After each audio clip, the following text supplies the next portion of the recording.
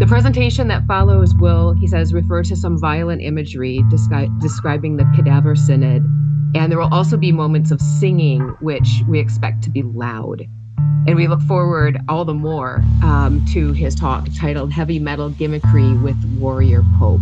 Welcome! Greetings, everybody! I sure hope that you brought your little notebooks and your papers, and there are handouts under the seats, don't you know? Look under your chair right now. I guarantee you that there's a handout.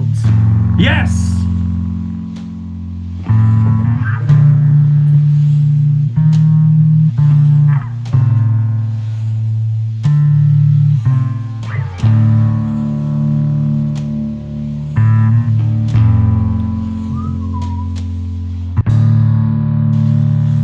All right, Warrior Pope.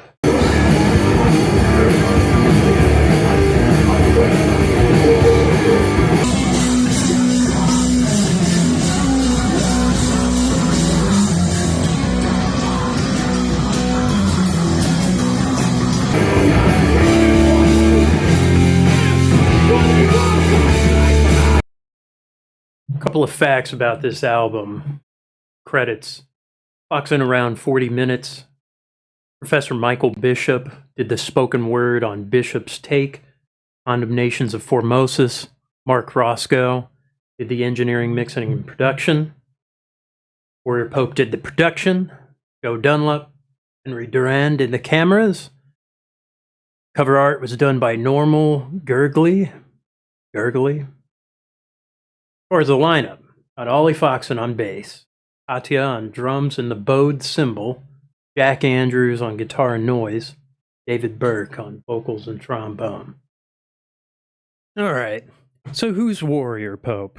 Warrior Pope is a band from the UK, in a town called Bristol, which I don't really know geography because I'm an American. I only know a little bit about America. So, from what I understand, it's a bit west of London, a little bit north of Stonehenge, and I don't know, there's a bunch of other towns I don't know. A lot of funny names. Anyway, Warrior Pope, they're a doom metal band. And this is their 4th album that they're going to release in May. So this is a pre-album review. So, the leader of the band, Ollie Foxen, plays bass, sent me the tracks. Review. Very nicely provided a lot of clips that I'll be showing right here. So, they've been at it for a while. Many different variations. Built around Ollie, plays bass. He has a bunch of vintage amps. Check out his amp company, Amp Stack. There's some features of Professor Michael Bishop. Did the spoken word on the tracks Bishop's Take and Condemnations of Formosus from the band Guap. Very exciting thing that's happened here. So anyway, this album, we'll talk about the tracks. Clocks in around just under 40 minutes. So this is a nice, easy listening. I like 40-minute albums. It's kind of like movies that are 80 minutes, just enough that leaves you wanting more. I'll say the way this album was recorded, very seamless. It goes to track to track to track. And they made this relatively quickly, or at least recorded all the material relatively quickly. Just taking a long time to mix. This should be the most anticipated doom metal album of this year. I don't see any reason why not, because it's great. You guys should be excited for this. They're called a smoke or a fog and cloak band. Been described as. The track listing. We've got the first track. There's 9 tracks. A couple long ones. Then there's some intermission noise things that kind of blend into the next track. Let's say Pornocratia, first track. It's a slow, creepy build. There's sliding brushes on the drums. Doubled voices, kind of a voiceover, spoken word bit. Layered, kind of giving this impression of a sermon. Crescendos into buzzsawing progression. The airs of the trombone behind this rolling rhythm, melancholic dissonance, seem to be like an improvised part of this track. I like this opening. It had this slow build. You know you're in for kind of an experience, when an album kind of starts a little bit slow and creepy, it's kind of eases you in. Because there's going to be a lot of noise that happens within this 40 minutes. And it goes right into the second track, Despoiling Cloisters. Starts off with noise and feedback into heavy chords in unison. The band is just rocking. And the vocals by David Burke, immediate screaming and agony. Electricity fills my spine at this point. Blending of major chords and tremolo picking, kind of just providing a nice bed for the singer, who's spilling his guts and intestines out. Brass solo goes over the progression, long notes, reek and wail like a rotting whale. Leads right into 24 Popes Later. Very short, aggressive tune. Singer getting gruff, mixing a little more range in his voice, short and sweet. I wish this track went on longer, but this is just one of those, hey, they can rock, they can riff, goes right in and out. Track 4, Bishop's Take. This is ambient, bowed cymbals. You got this, let's see here. Yeah, the bowed cymbal sound. This sound. It's like in horror movies, very tense, very screeching kind of vibe. Has a horror sound. Reading which comes off a lot more sinister under this, there's this bed of ambience. The reading, from Michael Bishop, definitely gives this kind of sinister vibe. That's the tone perfectly. This segues into the 5th track, Condemnations of Formosus. This is a medium groove. Now, medium is slow for regular rock and roll, but for doom metal, this is like a medium tempo. It's a good, a bleak progression. Ollie's featured with his bass riffs, he's kind of winding in and out between the scales at the ends of phrases, kind of signifying the next section. Really good playing, really good, tight, not locked in with the drums with Katya there. Has a lot of character from the singer, which, probably, singer can definitely make and break a band, and I think David Burke does a really good job of introducing a lot of different characters. He has a good range, a lot of different, different feelings of pain and agony. Like, he has a whole cornucopia of pain that he can just express. Some of the screams remind me of Sam Kinison, kind of a comedian from the 80s and 90s. It's just gut-splitting, painful cries. Guitarist has a feature with the wah pedal. Big, long pentatonic bends.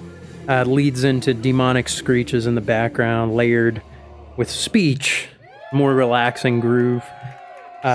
Giving a nice juxtaposition of sort of the tone of the song and the material that's being presented by the singer in the spoken word. So Ollie kind of comes in, showing more bass aerobics, more fills. And the drumming with Katya and Ollie's bass, like the way they lock together with these subtle groove changes and different, tonal shifts, very cool. Can't be understated. Honestly, like, this provides such a driving force for these songs. It just made it very easy listening when the material is very noise-centric. There's just a nice blend and kind of a give and take between the noise sections and kind of these more groove, kind of relaxing parts. Good tonal shifts.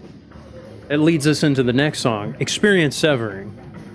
Previous tune leads into the slowing down and almost like halts. But it starts building back up, but it almost like doesn't build back up immediately. It's kind of like when you got like a rusty lawnmower, it's not primed fully, it's just your mechanics are breaking down. You're trying to get it started. Just a cool effect and a lot of cool feedback. There's a drum featured, little drum solo thing going on. Devilish bubbling with bowed cymbal sound. A lot of noise in this track. What is it about noise that appeals? I think for me, you're going about your day with a cacophony of thoughts, good or bad. And listening to noise heavy metal and things like that, it kind of deletes all of that. It just erases all of those thoughts, or at least makes you just start to focus on the noise itself. Kind of reverts you back to a primal sense. And I think that's great. Great. There's the cool blending of various dissonant sounds, how it's mixed. Not grating, like there's a pleasantness to the noise. Even though the intent is ear bleeding and splitting kind of thing and trying to, it's just, I don't know, I enjoyed it. Track 7, Strangled Legacy.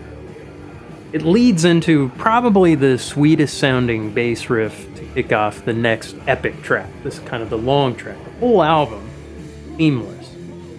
A lot of conflicting and contrasting tonal shifts, It goes from hard ear-splitting noise going into sweet riffs. But then on top of that, new elements are introduced with the singer singing just a gut-spilling, screaming vocal. And so all of these are done expertly. And so this is kind of like the break in the track, after you've been tortured a bit with the noise. Guitars hitting complementary notes to the bass, chord changes. The singer's David, he's singing low and kind of sullenly. There's a solemn kind of tone, almost like a prayer-like, sermon, kind of like a, sort of an intermissory kind of prayer of the album.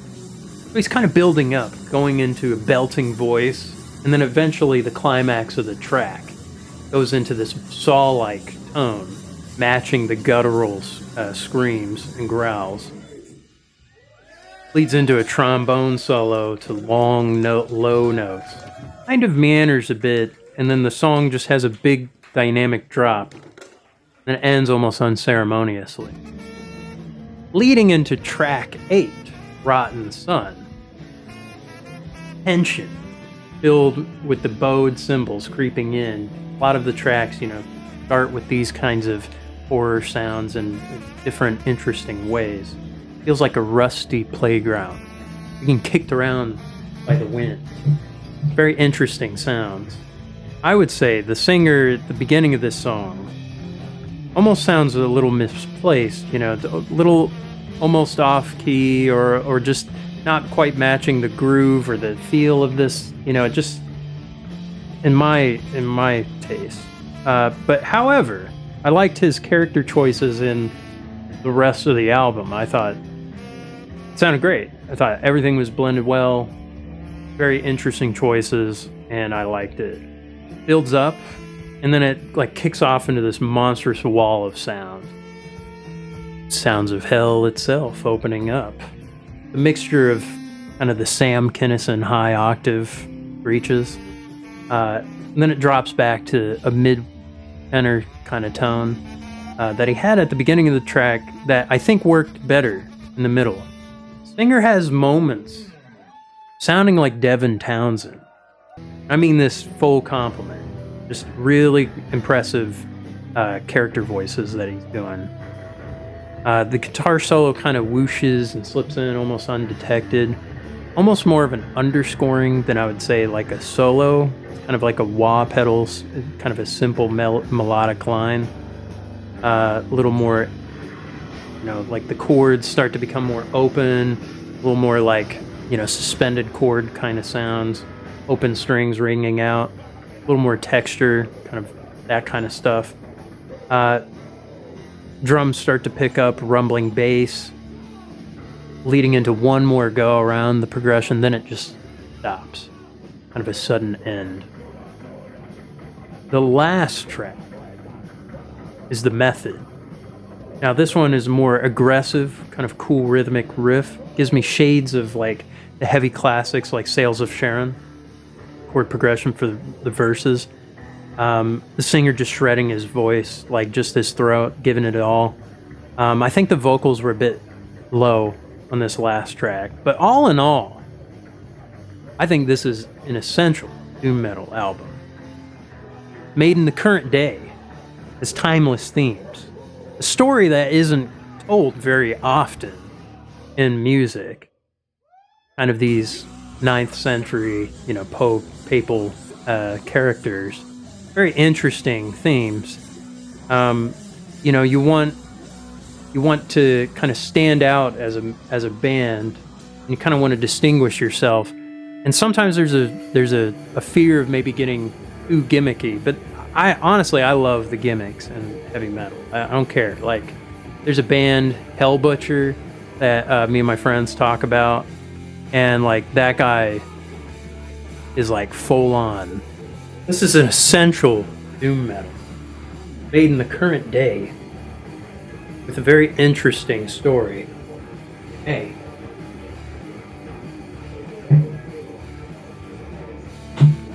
Warrior Pope is ushering in new music, new doom metal. So go and listen to it. Just step forward. Knowing Ollie, he has plans to release an enhanced special edition of this, of alternate takes and collaboration, which is going to totally recontextualize the album. So if you like this, which you will, you're going to really like the alt take. Mark your calendars, order this album. I give it 2 crossed arm devil horns out of 10, 69 out of 3, probably metric system, whatever they use. And if you're around Bristol, go see Warrior Pope live. They have a new lineup, new guitar player. And I don't know, tell them to not suck. How about that? All right, that's it. Go check out Warrior. On another note, make sure you join my Patreon and get the starter pack. All of the essential teachings to begin your guitar journey. I'm a face melter. Get the starter pack. I'm telling you, the new thing I'm going to add to this playlist. Join my Patreon. Support the channel. Love to hear from you. Hear what you want to see in the next review. Maybe I'll check out more Warrior Pope. Maybe I'll check out another genre. And pop by in the streams when I start streaming on Twitch.